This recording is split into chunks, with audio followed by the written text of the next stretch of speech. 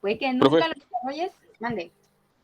¿hay alguna manera de manipular como cuando tienes hijos, de manipular pues el ADN? O sea, para que no, como si tiene, no sé, alguna enfermedad, no cáncer, como dice usted, para o tratar de disminuir esa probabilidad, ¿o no? Sí, no, pues genéticamente, ahorita más que nada, pues la ciencia ya está bien avanzada, ¿no? Entonces, Ajá, por eso le pregunto en los laboratorios, según yo he ajá, visto que a los niños, algo así, pueden, pues es como ese inseminación artificial. ajá. Ajá, y pues el gen no es directamente así como que tú lo hagas, sino que lo manipulan y después se lo injertan a tu esposa.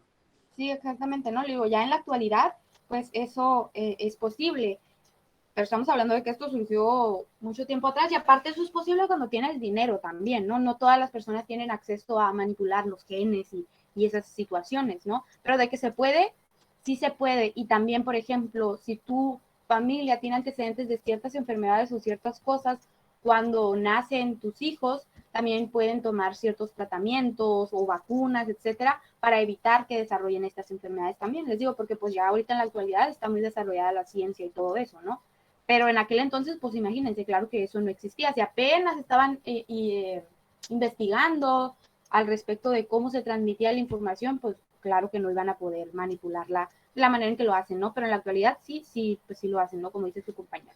Entonces, aquí para que nos quede como grabado, o lo más importante de esta diapositiva es que las personas no te heredan la enfermedad o en este caso, hablando del crimen, la criminalidad, ¿no? Si el papá, el abuelo eran criminales, tú no vas a ser criminal, pero sí estás predispuesto. ¿Qué quiere decir? Que la probabilidad de que tú seas criminal es más alta porque vas a tener factores predisponentes, ya sea cuestiones genéticas del comportamiento, agresividad, hostilidad, etcétera, como también cuestiones aprendidas, ¿no? Porque fue lo que tuviste y lo que tuviste en tu entorno.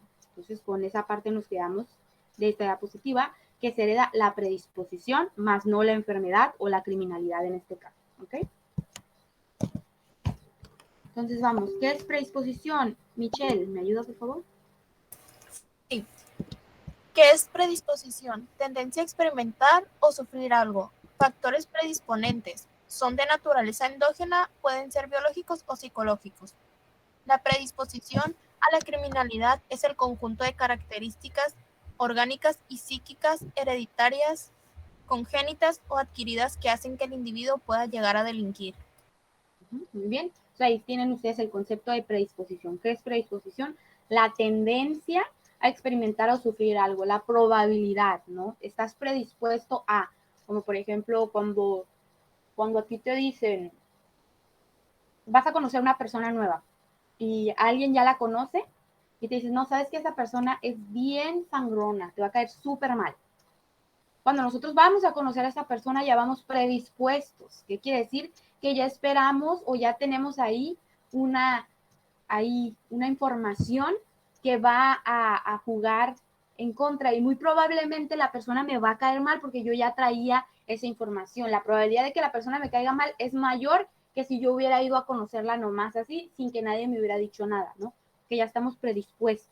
Entonces, la probabilidad de que eso suceda es mayor. En el caso de la predisposición criminal, quiere decir que vas a tener ciertas características que dice pueden ser orgánicas, o sea, del funcionamiento de nuestro cuerpo, psíquicas, de la forma en cómo procesamos la información, cómo funciona nuestra mente, y esas pueden ser hereditarias, congénitas o adquiridas a través de las experiencias o adquiridas a través de alguna enfermedad, de algún golpe, traumatismo, etcétera, también se pueden generar enfermedades que puedan influir en nuestro comportamiento, ¿no? Entonces, la predisposición a la criminalidad va a ser el conjunto de todas esas cositas, de todos esos factores que hacen que una persona tenga mayor probabilidad a delinquir o que en un futuro pueda llegar a delinquir. Esos foquitos rojos que pueden estar en la vida de una persona. No quiere decir que si yo tengo estos focos rojos, delinco. No es así. Pero sí es más probable que yo lo haga que las personas que tienen sus foquitos apagados, ¿no? Pues, por ejemplo, personas que viven en zonas criminógenas, o sea, en ambientes donde hay muchos delitos, donde hay poca seguridad, no quiere decir que todas las personas que vivan en esas zonas o en esos lugares vayan a ser criminales o delincuentes, pero las probabilidades para ellos aumentan. ¿Por qué? Porque tienen al alcance esas oportunidades, ¿no? Por así decirlo. Entonces, eso es la predisposición y es lo que trataban de identificar en la genética, si había una predisposición genética al crimen, ¿no? López Santos. La aportación importante de las corrientes que buscan en la herencia la causa criminal es que en el momento actual nos obliga a estudiar cuáles son los factores hereditarios y cómo influyen en la conducta criminal. 3 métodos se han utilizado básicamente para investigar la relación entre herencia y criminalidad. 1. El análisis de la genealogía del delincuente. 2. La genealogía estadística. 3. La investigación de gemelo. Ok, entonces dice, va a haber diferentes corrientes o diferentes enfoques de la genética para tratar de explicar la criminalidad. ¿Qué vamos a estudiar? Vamos a relacionar variables y ver pues qué resultados nos dan, o sea, si realmente tiene que ver o no con la criminalidad y obviamente con la genética, ¿no? Entonces el primero es estudiar el árbol genealógico, ¿no? La genealogía del delincuente, o sea, irnos hacia arriba para ver si el abuelo, la abuela, la mamá, los tíos, las personas arriba de él en su línea de su árbol genealógico presentaron conductas antisociales y, por ejemplo, eso se les pregunta a los internos cuando entran al centro de reinserción social. Se les realiza pues obviamente una entrevista criminológica, ¿no? Para conocer todos sus antecedentes y nosotros preguntamos si algún familiar tiene o tuvo alguna enfermedad mental o alguna enfermedad crónica o ha tenido conductas antisociales y los familiares han cometido delitos también, etcétera, porque eso nos da a nosotros una idea de cuáles pueden ser los factores predisponentes que esta persona puede llegar a tener, y así podemos entender un poquito más su conducta y por qué llegó a cometer el delito, ¿no? Entonces, nos basamos primero en lo particular, que es la genealogía del delincuente, el árbol genealógico de esta persona, y luego nos vamos a la cuestión estadística, comparando con otros casos o en otros lugares esa información para ver en qué tipo de delincuente puede llegar a encajar o en qué tipo de situación esta persona estaba para poder comprender su comportamiento. Y luego en el estudio de los gemelos para ver, por ejemplo, ya ven que hay dos tipos de gemelos. Bueno, tenemos los cigóticos y disigóticos, que son los idénticos, y los mellizos o los cuates, ¿no? Entonces, ahí es una de las maneras mucho más fáciles de ver o de explicar lo que es la genética, porque la genética de estos sujetos es la misma, ¿no? Similar. Por ejemplo, si yo y mi hermana, sí, somos hermanas y tenemos la misma sangre, mismo papá y mismo mamá, pero nuestra genética es diferente. ¿Por qué? Porque fueron embarazos completamente distintos, porque fueron información distinta que entró ahí, ¿no? Si me explico, cuando fue la creación de nosotros en el vientre de nuestra mamá, ¿no? Entonces, sí podemos ser hermanos y podemos tener la misma educación y vivir las mismas experiencias, pero no es lo mismo que compartir la información genética que sucede con los gemelos, ¿no? Entonces, ahí es la manera mucho más fácil, lo que vieron ellos más certera para poder explicar y decir, aquí nos vamos a dar cuenta cómo es que funciona la genética en la cuestión de la criminalidad, ¿no? Entonces vamos a ir viendo ahorita cada una de estas corrientes que trataban de explicar la criminalidad desde la genética, ¿no? Desde el punto de vista estadístico, desde el punto de vista social, porque algunos estudiosos alegaban, pues, que era la genética, que las personas delinquían porque tenían a otras personas arriba de ellos, pues, queriendo decir abuelos, papás, etcétera, que habían cometido esas conductas, y se alegaba unos que era por genética y otros que era por aprendizaje social, ¿no? Entonces ahí hubo un encontronazo y hubo pues ahí como discusiones para tratar de explicar por qué las personas delinquen, ¿no? Entonces, seguimos. Vamos primero con la genealogía del delincuente. ¿Quién sigue? ¿López o Sabellano? Sabellano. Ok, Sabellano. Las familias criminales. Pensando en la herencia criminal, varios investigadores Hale, G. Loon, Dugdale, Despin, Maxwell, Gorina, etc. Orientaron sus esfuerzos al estudio de familias criminales, realizando una verdadera genealogía criminal, encontrando concordancias notables y demostrando que existen familias célebres en las que la mayoría, por no decir la totalidad de los componentes, son criminales. Ok, entonces dice, se hicieron estas investigaciones al respecto de ciertas familias en ciertos lugares para estudiar, ¿no? Cuántas personas dentro de una misma familia cometían conductas antisociales, acuérdense, no necesariamente tiene que ser delitos, pero sí conductas que vayan pues en contra de lo que está bien visto por la sociedad, en contra de lo que es el bien común. Y encontraron familias en donde la mayoría de los componentes de estas familias tenía este tipo de comportamiento, ya sea delitos, prostitución, promiscuidad, era considerado pues conductas antisociales, ¿no? En aquel entonces, cualquier tipo de conducta que fuera mal vista por la sociedad, ¿no? Entonces se decía, oye, pues estás hablando de que toda una familia presenta estas conductas desviadas, algo tiene que haber en su genética para que ellos se comporten de esa manera, ¿no?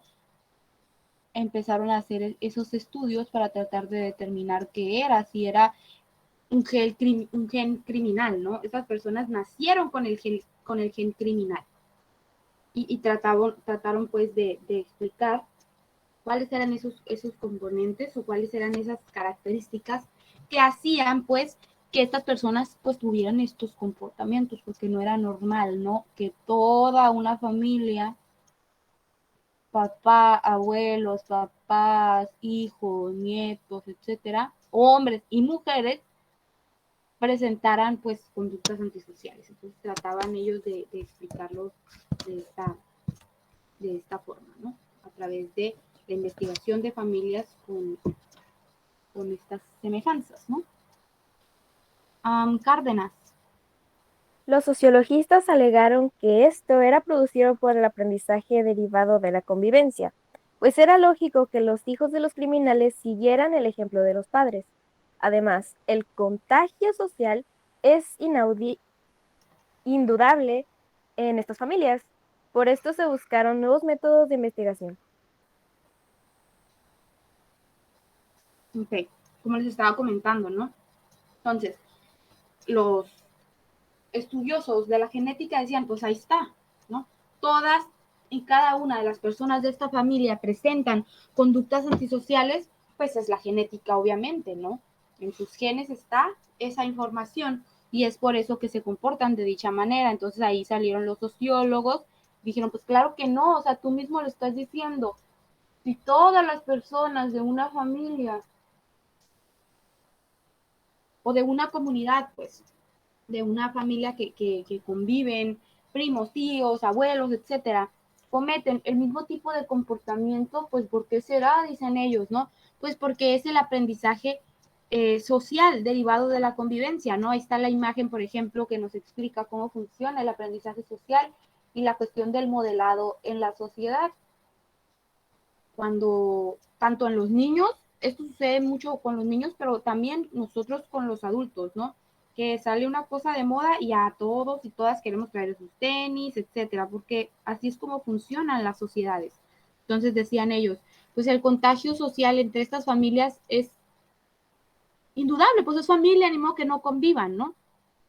Y les tumbaron como la teoría de que los genetistas decían, oye, es por la genética. Llegaron los sociólogos y dijeron, no, estás muy equivocado, esto no es por genética, esto es por convivencia, porque decían,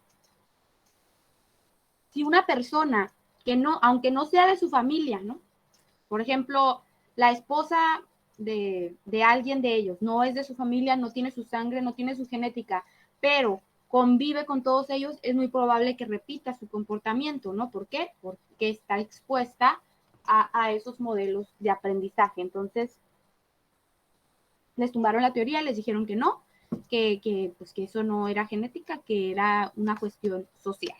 Entonces los genetistas empezaron a buscar otras maneras de poder demostrar que la genética era importante y que sí había ciertos factores o cuestiones que podrían ser hereditarias, ¿no? Perla.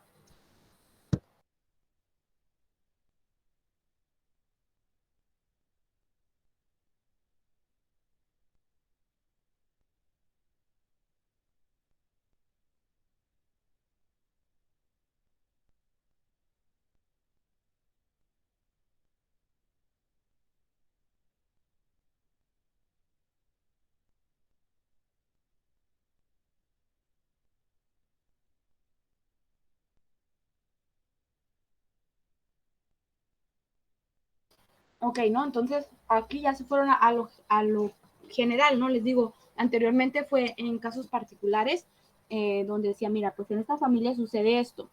Después ya se empieza a usar la estadística y empiezan a relacionar todas esas variables y a ver, pues, oye, dentro de los centros de reinserción social, dentro de las cárceles, yo tengo a estas personas que comparten estas características. ¿Y cuáles son? Ahí nos dicen, ¿no?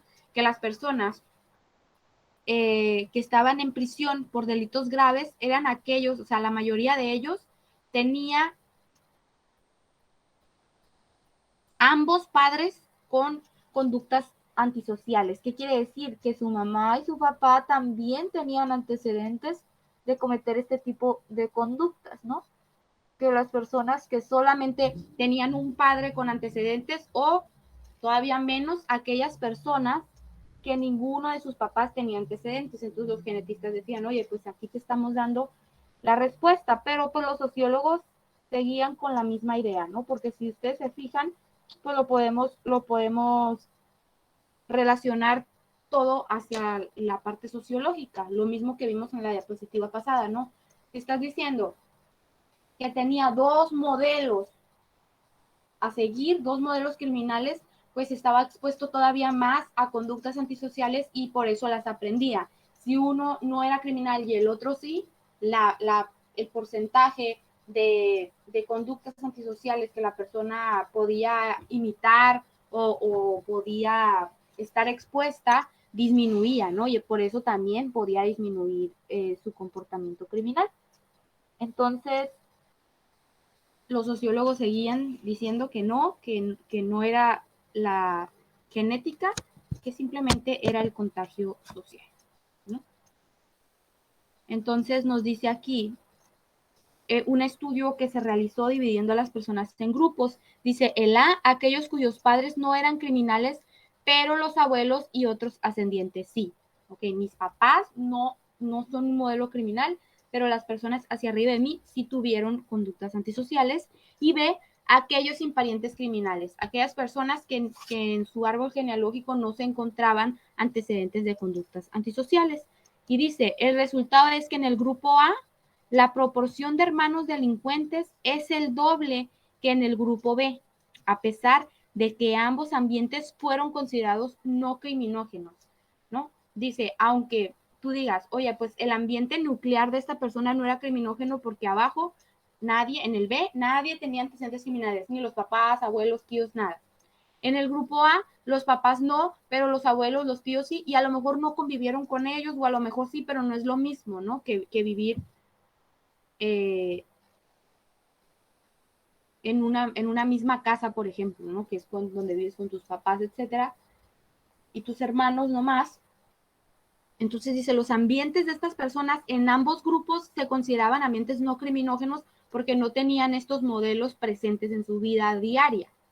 Y aún así dice, en el grupo A, la proporción de personas con conductas antisociales era mayor que en el grupo B. No quiere decir, fíjense, no dice ahí que aunque no exista una predisposición genética, no vaya a surgir criminalidad, porque a pesar de no tener ningún pariente criminal, en el grupo B también surgieron criminales. Y esto nos da la respuesta o nos da la idea, pues, de que la criminalidad no solamente es una cuestión genética, no solamente es una cuestión aprendida, puede ser una cuestión de oportunidad, puede ser una cuestión pues por otros factores, ¿no? Entonces, aquí, en base a este estudio, nos da pues estos resultados, ¿no? Que las personas con ascendientes criminales, o sea, que personas en tu árbol genealógico arriba hayan tenido ciertas conductas, la predisposición y la probabilidad de que tú los presentes es mayor que si nadie antes lo ha tenido. ¿Ok? Pero igual, haciendo una analogía a la enfermedad, hay personas que nadie de su familia ha sido diabético y ellos son los primeros en su familia, ¿no? Ni los abuelos, ni los papás, ni sus hermanos, y es el hermano menor de 4 y él sale con esta enfermedad, ¿no? Entonces, sí puede pasar, aunque los demás no tengan la enfermedad, tú la puedes desarrollar, al igual con la delincuencia, aunque nadie haya tenido, tú la puedes desarrollar, ¿no? Entonces, dice, un grupo bastante apreciable de investigadores se dedicó a buscar taras hereditarias de delincuentes convictos, distinguiendo taras directas, padre y madre, y taras en general ascendientes. Dice, el acuerdo es general en que los reincidentes tienen más de doble de taras hereditarias que los delincuentes primarios. A taras hereditarias nos referimos pues a características que se les heredan a estas personas de predisposición, ¿no? Ya sea una enfermedad, ya sea el tipo de conducta o de comportamiento, que sean personas agresivas, que sean personas hostiles, etcétera. Todas esas situaciones que se pueden heredar, estos autores empezaron a clasificarlas y a decir, hay taras directas que es padre y madre lo tuvieron y tú lo puedes llegar a tener, y las taras en general que son abuelos, tíos, bisabuelos, tatarabuelos, etcétera, hacia arriba, ¿no? Y dice que las personas que cometían delitos y que volvían a cometer delitos eran aquellos con el doble de taras hereditarias. ¿Qué quiere decir? El doble de características, el doble de variables que les fueron transmitidas, ¿no? Que aquellas personas que solamente cometían el delito una vez, o sea, que era la primera vez que cometían delitos, el número de variables y de factores que pudieron haber influido en su comportamiento era menor que aquellas personas que reincidían. Entonces, ¿qué quiere decir o qué es lo que nos daba a entender este estudio? Pues que sí era importante revisar la cuestión de la predisposición y qué factores pueden afectar o pueden hacer más probable que yo cometa una conducta antisocial. ¿Hasta aquí tienen alguna pregunta, algún comentario?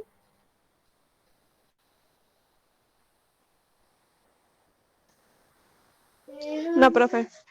¿No? Mande.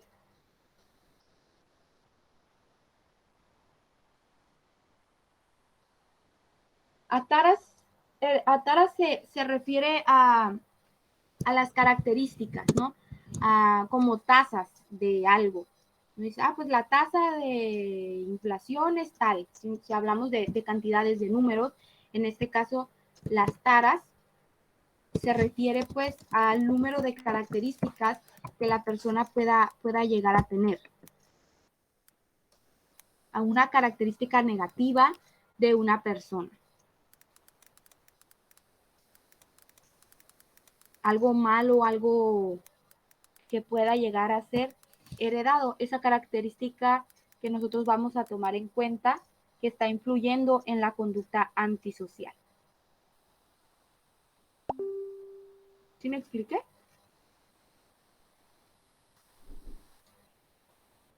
¿Sí? Ok, entonces va a ser algo negativo, pues, que tengan estas personas un factor, una característica, un defecto, lo que ustedes quieran, que influye en el comportamiento de la persona. Y entre más taras, o sea, entre más defectos, entre más características o entre más variables, pues más probabilidad había de que esta persona cometiera conductas antisociales.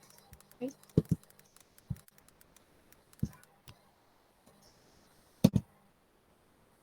Entonces, nos vamos ahora a lo que es el estudio de gemelos. Les digo, los sociólogos seguían insistiendo, pues, que tenía que ver con el contagio social exclusivamente y nada que ver con la genética. Entonces, los genetistas trataban de explicar, pues, que no era así. ¿Quién sigue? ¿Perla? ¿Ya leyó? ¿O sigue Naomi? Estudios en gemelos. Principiemos por recordar que existen dos tipos de gemelos. A. Manos heterocigóticos, llamados también gemelos idénticos, que son producto de un solo óvulo fecundado por un espermatozoide. B. Diacióticos, no lo entiendo. Conocidos también mellizos heterocigóticos, que procede de dos óvulos desprendidos al mismo tiempo y fecundados simultáneamente por dos espermatozoides. Ok, muy bien, gracias. Entonces ahí tenemos los tipos de gemelos que existen, que les estaba yo comentando. Los primeros son los monocigóticos, los gemelos idénticos, y ahí tienen la imagen para que ustedes puedan percatarse cuáles son. Tenemos aquí los gemelos monocigóticos. Son producto, dice, de un solo óvulo y de un solo espermatozoide, y es por eso que tienen la misma información genética, porque cada óvulo tiene una información genética distinta y cada espermatozoide tiene una información genética distinta, ¿no? Entonces, estos bebés, los bebés idénticos, nacen en una misma bolsa, en un mismo saco, y comparten todo, van a ser dos niños, o van a ser dos niñas, o van a ser blanquitos, van a ser morenitos, van a tener el pelo chino, o el pelo lacio, los ojos azules o verdes, son idénticos. Profe, ¿Por qué? Mande. esos son los que salen de un solo saquito, son los que son más probables a que tengan deformidades. La verdad ahí sí no sabría decirles si tienen más probabilidad o no. No tengo esa información, la verdad. No sabía que había esa probabilidad, de hecho.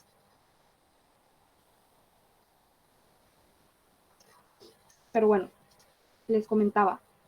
El monocigótico es el que nace en el mismo saco, como estábamos comentando, y que es el producto de un mismo esperma y de un mismo óvulo. Entonces, toda la información va a ser la misma. ¿Ok? Los disigóticos o mellizos o cuates, como quieran llamarle, son producto de dos óvulos que fueron fecundados al mismo tiempo por dos espermatozoides diferentes. ¿Ok? Entonces, ¿qué quiere decir? Que la información de estos niños genéticamente no es la misma. ¿Por qué? Porque ahí sí puede salir un niño y puede salir una niña, y se pueden parecer mucho, sí se parecen. Los cuates o los mellizos sí van a tener ciertas características similares, pues porque al final de cuentas son hermanos, ¿no? Pero no van a ser idénticos. ¿Por qué? Porque la información genética es diferente, ¿no? Un esperma puede ser femenino y otro masculino, y puede salir un niño y una niña, puede salir uno más alto que otro, uno más delgado que otro, uno más blanco que otro, uno con los ojos cafés, otro con los ojos verdes, etcétera. Depende pues de la información que llevara ese óvulo y ese espermatozoide, ¿ok? Entonces esa es la diferencia entre el monocigótico, que son los gemelos idénticos, y el disigótico, que son los mellizos, que son dos sacos diferentes, ¿ok? Entonces, como introducción, tenemos esta información de qué tipos de gemelos tenemos. Es importante que puedan distinguir ustedes cuál es cada uno de ellos, porque ahorita viene un estudio que se realizó y nos va a decir, ¿no? En los gemelos disigóticos o en los monocigóticos se encontró esto y esto y esto. Es importante que ustedes puedan distinguirlos, ¿no? Para poder ver el por qué fue importante este estudio en aquel entonces y demostró ciertas situaciones.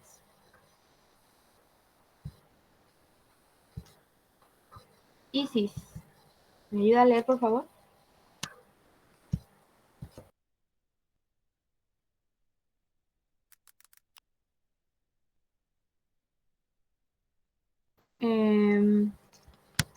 Está. ¿Quién más? ¿Quién quiere leer? Yo, Ok, Guzmán. ¿de la diferencia? Ajá, desde el principio.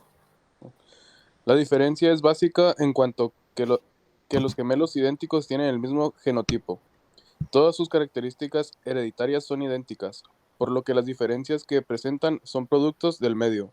Los mellizos, por el contrario, traen una variación, una diferencia en herencia, y aunque pueden ser muy parecidos, llegan a tener diferencias tan notables como pueden ser el sexo. Se había ya observado que en los gemelos hay una mayor correlación en lo que al crimen se refiere, es decir, cuando un gemelo delinquía, había mayor probabilidad de que el otro delinquiera. También, esta probabilidad era menor entre simples hermanos. Ok, entonces ahí está hablando, ¿no? De las diferencias y similitudes que pueden llegar a tener los gemelos, ¿no? Como les comentaba, los idénticos, todas sus características van a ser iguales. Y las únicas diferencias que van a tener van a ser por la cuestión social, ¿no? Las experiencias de vida externas. Y puede ser, por ejemplo, que sean gemelos, pero que uno de esos gemelos no le gusten las zanahorias y al otro gemelo le encanten las zanahorias. ¿Sí me explico? Esa puede ser una diferencia que ellos pueden presentar, pero no tiene nada que ver con la genética, sino tiene que ver con las experiencias del entorno. A lo mejor no les gusta la textura, el sabor, etcétera, ¿no? No tiene nada que ver con su genética.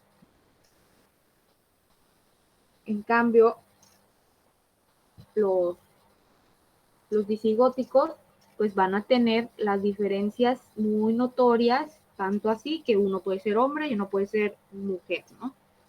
Entonces, en base a estas investigaciones que se realizaron, se demostró pues que había mucha mayor probabilidad de que si uno de los hermanos, cuando eran gemelos, delinquía, el otro lo hiciera, que era menor la probabilidad en simples hermanos, ¿no? Por ejemplo, yo tengo una hermana, es 4 años mayor que yo. Si yo llegara a cometer una conducta sexual o un delito, no es tan probable que mi hermana también lo haga, o al revés, ¿no? Si mi hermana lo hace, no es tan probable que yo lo haga como si yo y mi hermana fuéramos gemelas, ¿no? Porque, pues, volvemos a lo de la información genética, ¿no? Porque vamos a tener diferente información genética y diferente manera también de procesar la información y de percibir nuestro entorno y pues al final de cuentas de tomar decisiones, ¿no? Entonces, por eso decían los científicos que en los gemelos era más probable que existiera esto de que siguieran el mismo comportamiento porque tenían las mismas características, tanto genéticas como de personalidad. Y vienen los sociólogos otra vez a estarles diciendo, ¿no? Que no era genética, que era una cuestión social. Romero. Los sociologistas negaron que esta fuera una prueba de factor hereditario y que por lo contrario era argumento a favor del medio, ya que los hermanos gemelos tienen una educación similar y comparten el medio con más intensidad que los hermanos no gemelos, ya que tienen la misma edad, reciben igual alimentación, posteriormente van a la misma escuela, etc. En 1929, el médico alemán Johannes Lanz publicó un trabajo sobre gemelos en criminología, estudiando 30 pares de gemelos, de los cuales uno por lo menos había sido condenado en las cárceles de Baviera. De estos pares de gemelos, 13 eran monocigóticos y 17 disigóticos. Entre los 13 primeros el segundo gemelo fue condenado en 10 casos. Entre los 17 disigóticos solamente se encontraron 2 condenados en el segundo gemelo. La teoría de Lance en cuanto a las tendencias innatas juegan un papel preponderante en la criminalidad, causó un fuerte impacto, ya que echaban por tierra las ideas de aprendizaje de familiar del crimen. Ok, gracias, ¿no? Entonces ahí nos dice, les digo, otra vez llegaron los sociólogos a decir que la cuestión de que los gemelos tuvieran más predisposición a seguir el comportamiento de su hermano gemelo era por el medio, era por el ambiente social. ¿Por qué? Porque los hermanos gemelos, dice, llevan una vida muy similar. Y es verdad, ¿no? Por ejemplo, cuando tienen gemelos, los visten iguales, ¿no? Y pues tienen el mismo cumpleaños, van a la misma escuela, por lo general tienen una vida muy similar todo el tiempo. Cuando tenemos hermanos que no son gemelos, puede ser que nuestras mamás también, sí, nos vistan igual, ¿no? Aunque si son dos niñas, por ejemplo, se llevan 2 años, 3 años, pero no es lo mismo porque las etapas van diferentes, ¿no? Por ejemplo, los gemelos aprenden a comer al mismo tiempo, aprenden a dejar el pañal al mismo tiempo, y los que no son gemelos, pues no, porque cada uno va pasando de etapa a etapa en diferentes épocas, ¿no? Entonces dicen, no es lo mismo. Los gemelos sí llevan una vida muy similar, que hasta van a la misma escuela y terminan estudiando lo mismo. Y ya cuando son grandes, a veces es tanta esa cercanía que tienen con su hermano gemelo que siguen con esta cuestión de, por ejemplo, seguir vistiéndose iguales, no porque la mamá quiera, sino porque a ellos les gusta, o seguir yendo a la misma escuela. Por ejemplo, ya en la universidad, cada quien elige lo que quiere ser, ¿no? Y ¿saben qué? Los dos queremos ser abogados, los dos queremos ser criminólogos, ¿ok? Entonces, tienen la misma educación, las mismas experiencias de vida. Claro está que la percepción puede variar y puede ser que uno mire las cosas o que algo le guste y que al otro no, pero el punto de los sociólogos era pues que la interacción entre estos dos y la influencia que tenía uno sobre el otro iba a ser pues más grande que sobre un hermano que no fuera tu gemelo, y pues que esa era la explicación del por qué se notaban pues más, se miraba pues que si un gemelo delinquía, el otro también lo hiciera, no tanto por la información genética, sino por las experiencias de vida que ellos llevaban o manejaron, ¿no? Entonces después Lance nos trae este estudio, ¿no? Sobre los gemelos y nos habla de que fueron 30 pares de gemelos con los que estuvo trabajando, pares de gemelos que fueron condenados o sea, que ya habían cometido conductas antisociales, no gemelos sin conductas antisociales, sino personas que ya habían cometido delitos. Dice, estas personas o estos grupos de gemelos que fueron estudiados, 13 eran monocigóticos y 17 disigóticos. Recuerden cuáles eran los monocigóticos. Los gemelos, Los gemelos. pero los idénticos. Ajá, los idénticos, ¿no? Y los disigóticos van a ser los mellizos o los cuates, ¿ok? Entonces dice, 13 eran de los idénticos y 17 eran de los cuates. Entre los primeros 13, el segundo gemelo fue condenado en 10 casos. Fíjense, solamente 3 de los hermanos de esos 13 que eran gemelos idénticos no cometieron una conducta antisocial, o sea, no siguieron el comportamiento de su hermano, o por separado, aunque no cometieran el mismo delito, pues, sino que tuvieran este tipo de comportamiento. Solamente 3 se salvaron. Los otros 10, o sea, de esos 13 que estaban en la cárcel, tenían pues sus 3 hermanos, ¿no? Que eran sus gemelos. Y de esos 13, 10 también cometieron delitos y solamente 3 no. ¿Ok? Y de los disigóticos, que eran los mellizos, solamente se encontraron 2 condenados en el segundo gemelo. ¿Ok? Entonces esto quiere decir, pues, que aunque tengan la misma experiencia, las mismas experiencias de vida, que es lo que hablaban los sociólogos, que decían, los gemelos en general, tanto monocigóticos como disigóticos, tienen las mismas experiencias, tienen una unión, ¿no? Como esa cierta comunicación que pueden llegar a tener los gemelos, ¿no? Esa relación tan estrecha porque llevan su vida y todas sus etapas y todos sus milestones, o sea, las cosas nuevas que tienen que hacer, las hacen al mismo tiempo. Por lo tanto, su relación es mucho más estrecha, tanto en los que son idénticos como los que no son idénticos.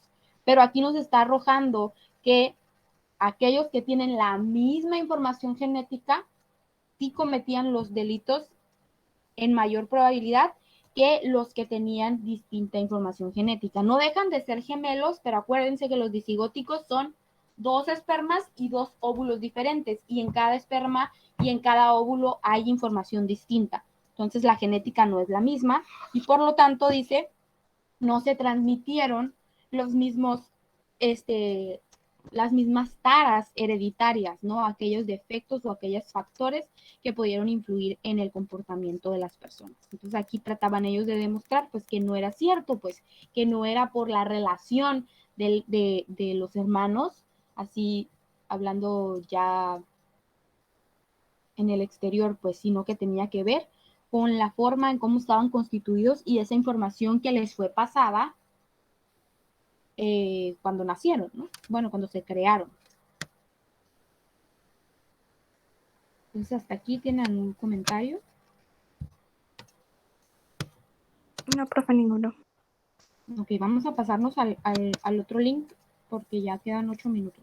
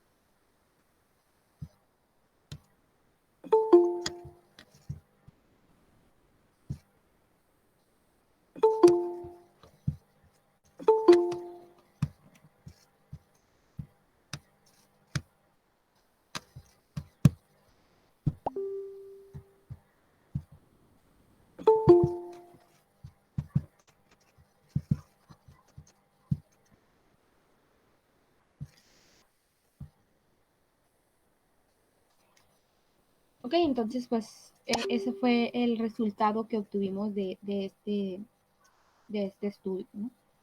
¿Qué nos deja aquí como conclusión? Pues que sí, que había una relación entre la información genética que compartían y su comportamiento, y no tanto los factores externos y sociales como comentaban estos sociólogos, ¿no?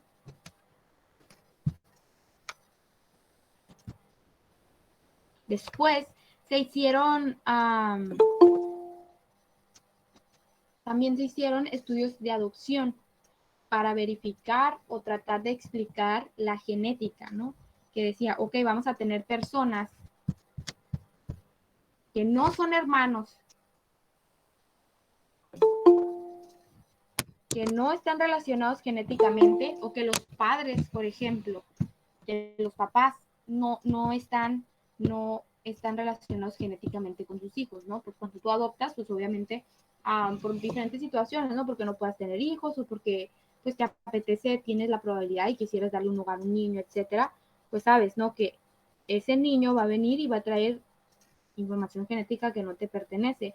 Puede tener tanto antecedentes patológicos, de enfermedades mentales, puede tener antecedentes de muchas cosas, ¿no? Tú no sabes esa información. Entonces, se trató de hacer estos estudios para demostrar, pues, que aún que la persona no conviviera con su familia nuclear, la genética y la predisposición podía desarrollarse, ¿no? Y ahorita lo vamos a ver. Dice, otra técnica utilizada para averiguar las influencias genéticas frente al medio ambiente es la de estudiar criminales y no criminales adoptados y su relación con los padres biológicos y adoptivos, según estos sean criminales o no. O sea, estas personas que cometieron conductas antisociales y que tienen padres adoptivos, que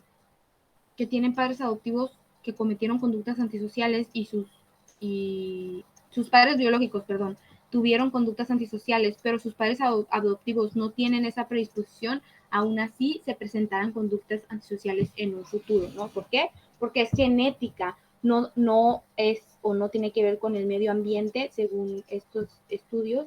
Claro que el medio ambiente también nos puede dar otros factores. La genética no lo es todo, ¿me explico?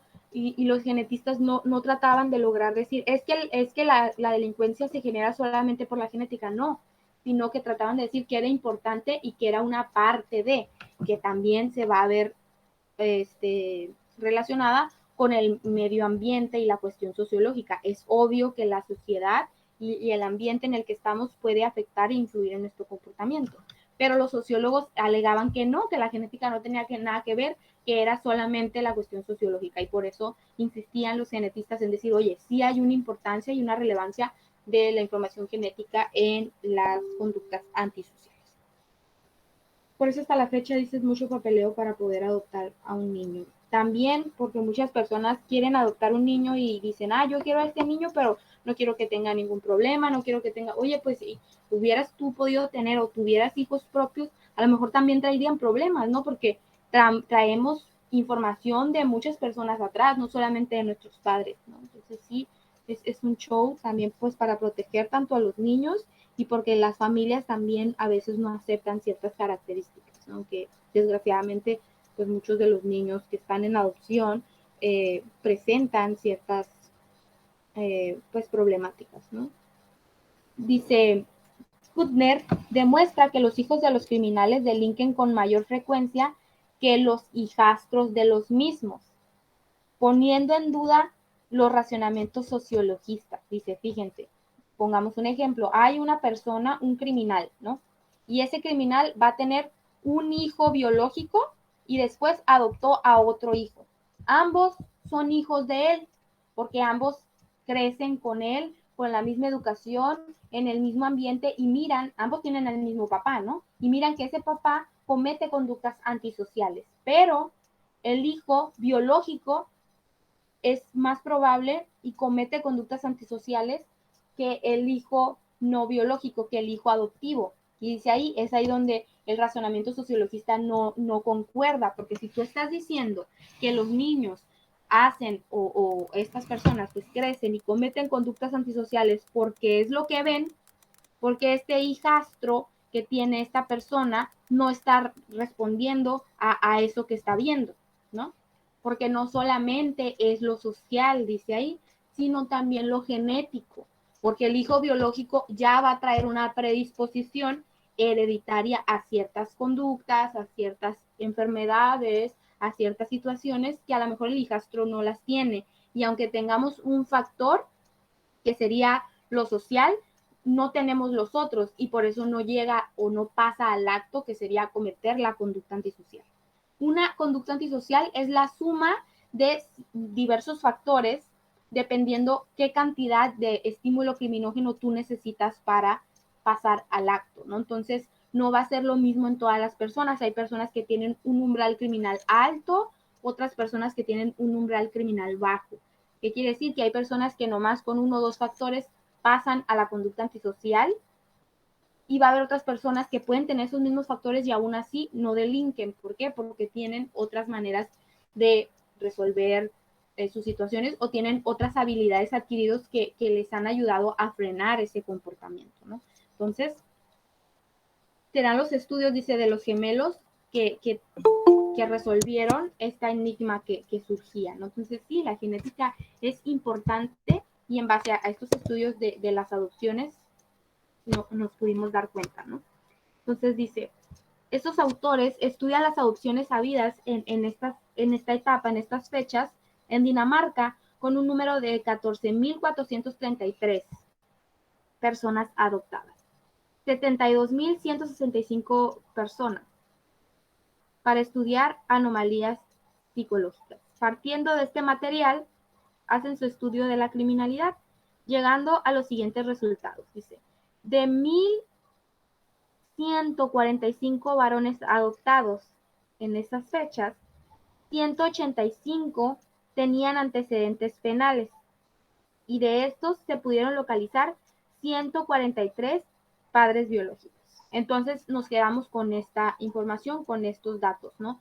De todos estos jóvenes, de todos estos hombres que estaban cumpliendo una condena, pudimos encontrar que sus padres biológicos tenían también antecedentes, ¿no? Entonces, de estos 1.145 solamente pudimos encontrar 143 padres biológicos y nos quedamos con esta información. Entonces, se eligieron estos 143 casos en los que los sujetos, dice, fueron no criminales como grupo de control. Entonces, las estadísticas o lo que nos arrojó este estudio fue lo siguiente, dice, si ninguno de los padres, ni biológico ni adoptivo, es criminal, el 10.4% de los hijos es criminal. ¿Qué quiere decir? Que a veces tenemos o se cometen pues conductas antisociales, no por una cuestión hereditaria, sino por una cuestión situacional, por una cuestión social, etcétera, ¿no? Entonces, el 10.4% de las personas, aunque no tengan ni papás, ni biológicos, ni adoptivos, aún así cometen conductas antisociales. Luego dice, si el padre adoptivo es criminal, pero el biológico no, la cifra sube tan solo al 11.2. Fíjense la diferencia, ¿no? No es tanto de 10.4 a 11.2, no sube mucho. ¿Qué quiere decir? Aumenta un factor que sería el factor social, porque la persona está viendo a este padre adoptivo cometer conductas antisociales, está expuesto, ¿no? A un modelo de conducta criminal, pero no tiene antecedentes genéticos, predisposición genética, entonces solamente sube al 11.2, dice, pero cuando el padre biológico es criminal y el adoptivo no, el porcentaje se eleva al doble. Entonces fíjense la importancia de la genética. El padre adoptivo no es criminal, su ambiente en el que esta persona vive no es un ambiente criminógeno y aún así las personas que vivían en esta situación, el 21% de ellos cometió conductas antisociales, aunque no tenía en su entorno un modelo a seguir antisocial, pero sí tenía esa predisposición en su genética a cometer conductas antisociales, ¿no? Y dice, en los casos en que ambos padres, tanto adoptivos como biológicos, eran criminales, pues obviamente que va a aumentar porque ya le estás poniendo tanto factores genéticos como factores sociales, ¿no? Y sube hasta el 36.2%. Fíjense que interesante, ¿no? Que en donde se nota más el cambio es cuando los papás de estas personas biológicos eran los que cometían o tenían antecedentes criminales y no los adoptivos. Entonces, tumba ahí la cuestión de lo sociológico y dice, ok, lo sociológico sí tiene importancia, claro que sí, somos seres sociales, ¿no? Pero fíjense la importancia de la genética también, y era lo que los genetistas buscaban, ser reconocidos y que dijeran, oye, esto que estás haciendo sí importa y puede influir y nos puede ayudar a resolver la enigma de lo que es pues la conducta antisocial, ¿no? Entonces nos dice, los estudios anteriores no pretenden hacer una comparación entre factor biológico y factor social, entre genética y medio ambiente, sino tan solo demostrar que existe una relación entre la genética y la criminalidad, que es lo que les estaba comentando, ¿no? No quiero decir que es más importante uno que otro o que uno sí y el otro no, sino que sí hay una relación entre los factores genéticos, entre la predisposición que puede ser heredada y la criminalidad. Pero como hablamos al principio, como mencionamos al principio, no se heredan la criminalidad. Si el papá es criminal, el hijo también va a ser criminal. No necesariamente así, pero sí nos heredan la predisposición, ¿ok? La probabilidad de que yo, como hijo de un delincuente, cometa una conducta antisocial en un futuro es mayor, ¿no? ¿Por qué? Porque depende de cuáles fueron los factores que hicieron que el papá cometiera una conducta antisocial. ¿Sí me explico, no? Pueden ser factores biológicos, pueden ser factores psicológicos, factores sociales, etc. Entonces, simplemente buscaban, pues, que fuera tomado en cuenta la cuestión de la genética en la criminalidad. No hay un gen específico que diga, este es el gen de la criminalidad. No, no es así. Simplemente es la predisposición, o sea, la probabilidad de que tú puedas desarrollar algún tipo de conducta. ¿Ok? ¿Hasta aquí tienen alguna pregunta o comentario? Profe, No, profe. en la actualidad ya no se hacen experimentos con niños, así de ese tipo. Sí, pues no, realmente no es tanto como un experimento, sino más bien son estudios, ¿no? En donde se toman un muestreo de ciertas personas para ver cuáles son, pues, las características o cuáles son los factores que pueden influir en un fenómeno en general. Y sí se sigue haciendo tanto para estudiar fenómenos de la delincuencia como para estudiar otro tipo de fenómenos de comportamiento, fenómenos de enfermedades, etcétera, ¿no? Se sigue haciendo de la misma forma. Gracias. De nada. Entonces, ¿preguntas, dudas?